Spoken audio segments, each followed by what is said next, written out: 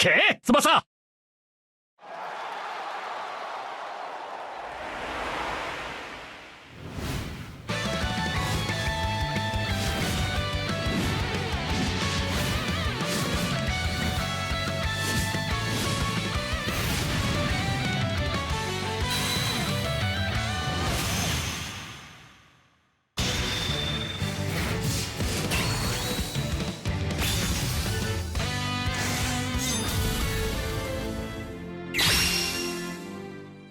Welcome to another episode of Tsubasa. I'm, of course, your host, Cronocloud, and this week we have Next Dream. This is an original arc written by Yoichi Takahashi himself, the creator of Captain Tsubasa, and will feature all our beloved characters in new and exciting situations. With that, we have the release of a bunch of new players in this arc. So, how do they stack up? Let's find out together. Ike! Tsubasa Ozora, wings free in flight, is a toughness type, Japanese ace midfielder, playing for Catalonia in the exclusive Next Dream arc, which will feature the battles of European clubs in the Champions League.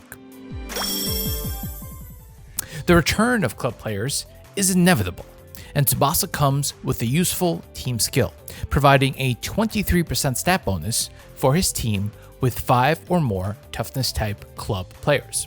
His passive is a 25% insight master, great for those that are good with guessing, but still inferior compared to a passive like full body stand. He comes with 2 types of bonds, buffing his team stats by 2.5% with 2 or more skill type players, and debuffing his opponent's team by 3% with the same player type requirement. Tsubasa has a 100% chance to negate 1 special skill block and a 40% chance to block one of his matchup opponent's special skills. Lastly, Tsubasa is wrapped up with Goalkeeper Killer, giving him a substantial 35% stat boost if his shot reaches the goalkeeper. Tsubasa comes with a total stats of almost 69k, and his stat allocation is very well balanced for a player designed to be used in debuff-centric teams. Tsubasa has a decent speed at 6.3k, and a massive stamina pool of over 1.3k. Note that Tsubasa is good with both high and low balls, so he gets up to a 12.5% multiplier for all of his flying shots. We've applied a utility build for him, as his base build is highly recommended to be supplemented with at least 2 boundary breaks for him to max out his shot and power, while also increasing the amount of skill slots, which is important for him. Tsubasa has a sumptuous amount of mid to high tier S-rank skills to choose from, and we picked out some of his best to showcase how well he can perform. The higher figure includes a 25% Insight Master for all of his utility skills, and is 35% for his shots. As shown here, Tsubasa is a deadly goal scorer if his shots reach the goalkeeper, and excels in most areas with his tackle being slightly weaker. He should still be able to win matchups with his tackle as long as his Insight Master is active.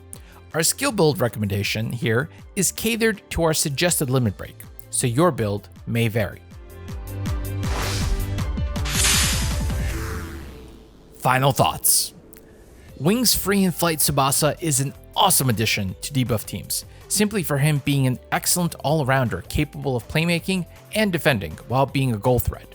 He does need to guess right though, but skill block cancel with skill block when it activates will always help. We've based his ratings on him being in a debuff team, as he should be. Makoto Soda, Keen Light Challenges Europe, is a toughness type Japanese defender playing for Bremen during the Next Dream arc. His team skill is inferior compared to Tsubasa, providing only a 22% with 5 or more toughness type club players. His passive is Adversity, granting him a massive 45% bonus to all stats if his total stats is lower than his opponents in the matchup. This bonus is not applied out of the matchups, and not applied against goalkeepers. His bond provides a 4.5 stat bonus for his teams with 3 or more toughness type players, regardless of region. His other hidden abilities include a 100% skill block cancel, 50% recover rate, and Assigned DM Killer, granting his goalkeeper an 8% stat bonus against that pesky long shooter Matsuyama. And lastly, Price of Confused Fight, debuffing his opponent's stats by 5% after he loses a matchup. Soda comes with a total stat of 61.7k. That's important to pay attention to, so you have a rough idea if his passive will be activated against different players. His base stats are not impressive, but that's before his passive comes into play.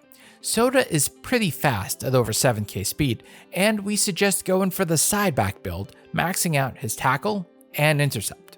This is one of the few rare cases where boundary breaking Soda might hurt him more than it helps him, as limit break points are taken into consideration in comparison for adversity. Soda is an average Joe without his passive, but becomes a monster with his in-match tackle almost hitting 20k if adversity procs. It's quite straightforward for Soda. He is not great at blocking, good at intercepting, and superb at tackling, based on the figures shown here, when his passive is active. The higher figure includes adversity, and the lower figure are his vanilla skill forces. Note that Soda's main tackle comes with a rather high 7% foul chance, so you might want to give him a different tackle. Soda really upped his game and earned a move to Bremen. From what we're seeing here, his adversity procs most of the time, with elite attackers from Dreamfest and Dream Collection usually having higher stats. With a massive 45% boost, he is one of the best side defenders in the game. But he does have one glaring weakness that opponents can exploit.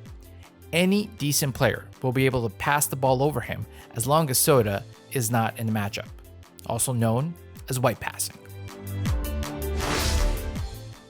Nitta, Falcon Soars Over Germany, is a skill type Japanese forward playing for Dortmund in the next Dream arc. The Falcon spreads his wings in Germany, aiming for the top. Like Tsubasa, his team skill is relevant, granting a 23% stat bonus for his teammates with 5 or more skill type club players. His passive is less impressive though, with matchup win bonus enhancing his stats by 15% after he wins a matchup. Note that the bonus stays till the possession is turned over. Nitta grants his team a 3.5% bond with 2 or more skill type Japanese players, and also a 3.5 debuff reduction to combat the anticipated return of debuff teams. A 15% bonus for penalty area master aids Nitta in scoring when inside the box, while dribble range enhance increases the distance covered by 3 times, and lastly, a 60% chance to block his matchup opponent's skill tackle. Just from his abilities shown here, we have an understanding of how Nitta is designed to work. He'll need to match up with a defender, preferably weak on tackle or only equipped with 1 special tackle, so there's a 60% chance that skill tackle will be disabled. After winning the matchup, Nitta will most likely be in the box, activating his penalty area master. Nitta's base dribble and shot are both over 10k, and the rest are decent. Nitta gets up to 12.5% stat bonus for his low ball actions being good at low balls, while his speed is decent at 6.7k. We suggest maxing out his dribble and shot, in line with how he's designed. Nitta is weak on his utility aspects, so we can't justify boundary breaking him even if he is your core forward. Note that Nitta's in-match shooting rises up to 19.7k when he gets into the box after winning a matchup. We need your absolute attention for Nitta's skill force as we've applied various bonuses for them. So let's start with his shots. None of his shots are relevant if no bonus is applied to them. So the higher figure includes both win matchup and penalty area master bonus.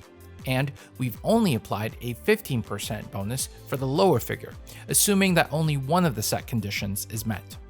As for his dribble and pass, the lower figure has no bonus, and the higher figure includes a win matchup bonus. From the figures shown here, we know Nitta can be very threatening if all the conditions are met.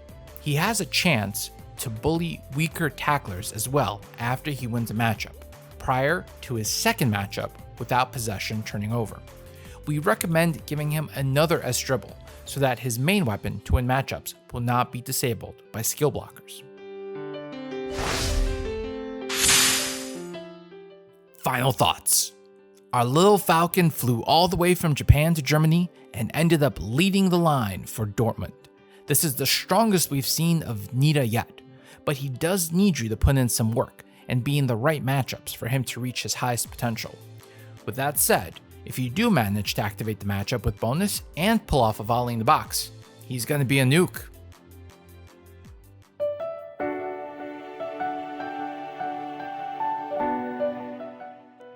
And now it's time for Cronocloud's Corner. So, I'm sure many have noticed that the Dream Championship 2021 games are underway. And I think it's going to be an interesting lineup this year. Because, as I predicted weeks ago, the debuff players are starting to come fast and furious. Not only do we have this Tsubasa, but we have a Wakashimazu, paid one, that's also a debuff character coming as well. There are more and more options for players who want to build a debuff team. So, my suggestion for all of you out there is to have shields ready. Make sure that you have players ready for the second half of the game, because we can switch 5 players now, to buff your shields. You're going to need it. It is going to be a bumpy Dream Championship. And I'm going to say it here. I think whoever wins it all is going to do it with a debuff team. Because between me and you, I don't think we have adequate shielding to counter all of the debuffing that's going to be taking place. But let me know what you think in the comments down below. I look forward to hearing from you guys. On behalf of EK Tsubasa, I would like to thank all our members on Patreon and YouTube. Your support is very much appreciated, and it motivates us. It's also one of the reasons why we've been working tirelessly to keep the channel running and making videos for everyone. Alright guys, do check out ways to support us, or at least take a look. Links provided in the video description. Check out our other videos listed here by YouTube. Subscribe, and if you haven't, leave a like if you enjoyed the video. Thank you so much for watching. As always, may the gacha gods bless your pulls today and every day. Until next time, I've been your host, Cronocloud. EK!